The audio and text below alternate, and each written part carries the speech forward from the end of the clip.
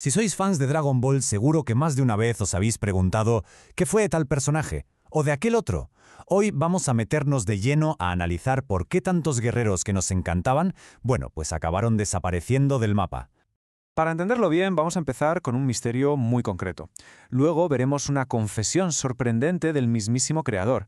Le pondremos nombre a este problema, que es algo muy común, y luego exploraremos las razones dentro del propio universo Dragon Ball. Y es que, para los que empezamos con el Dragon Ball original, el grupo de personajes era enorme y súper variado. Pero conforme avanzaba la historia, muchas de esas caras conocidas simplemente se esfumaron. A ver, empecemos por un caso que es de libro. ¿Alguien se acuerda de Launch?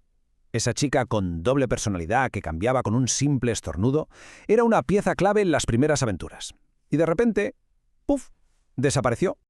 Pero es que la cosa no acaba ahí, ni mucho menos. Personajes que eran súper importantes como Yamcha, Puar o Tenzin Han, poco a poco fueron quedando en un segundo, tercer o cuarto plano. Su papel se fue haciendo cada vez más y más pequeño con cada nueva saga. Entonces, ¿qué pasó exactamente? En el caso de Launch, por ejemplo, circulaban muchas teorías, pero la verdad, contada por el propio Akira Toriyama, es mucho más simple y sorprendente. La teoría más extendida a la que todo el mundo se creía era que la actriz de doblaje tenía problemas de agenda. Tenía sentido, ¿no? Pues no. En una entrevista en 2013, Toriyama dio la respuesta de verdad, y fue de una sinceridad aplastante.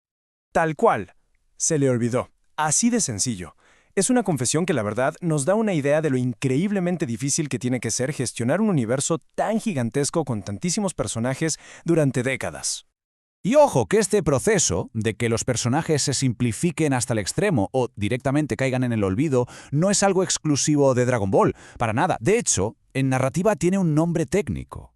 Se conoce como flanderización. Y sí, el nombre viene de quien estáis pensando, de Ned Flanders de Los Simpson.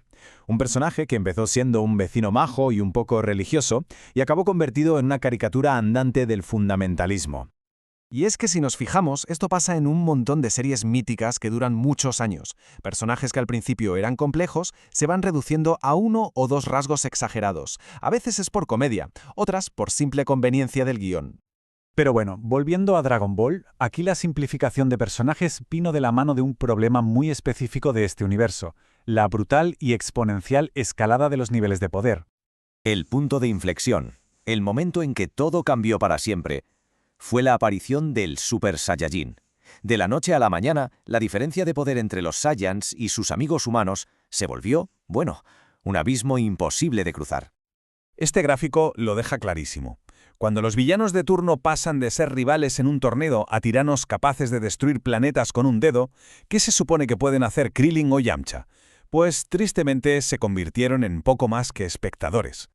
Ojo, aquí el debate entre los fans es intenso. Mucha gente defiende, y con toda la razón, que al principio los secundarios eran vitales. Sin la ayuda de Krillin, Gohan y hasta de Yajirobe, Goku no habría sobrevivido a la llegada de los Saiyans. Eso es un hecho. Pero la otra cara de la moneda es que después de esa saga, su contribución en combate fue casi nula. Se limitaban a intentar ganar algo de tiempo hasta que llegaba Goku o Vegeta a solucionar la papelleta. Su utilidad, en batalla, se desplomó. Pero no todo fue culpa de los niveles de poder. Hay algo más profundo. El propio tono de la serie cambió de forma radical, y ese cambio se llevó por delante a muchos personajes.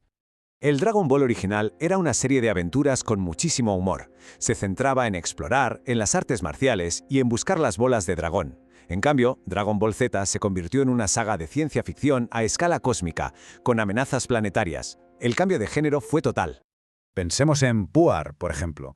Al principio, su habilidad para transformarse fue decisiva. Le cortó la cola a Goku para detener su transformación en Osaru. Fue un movimiento súper estratégico. Pero claro, en Z, ¿de qué sirve transformarse en unas tijeras gigantes contra un tirano galáctico?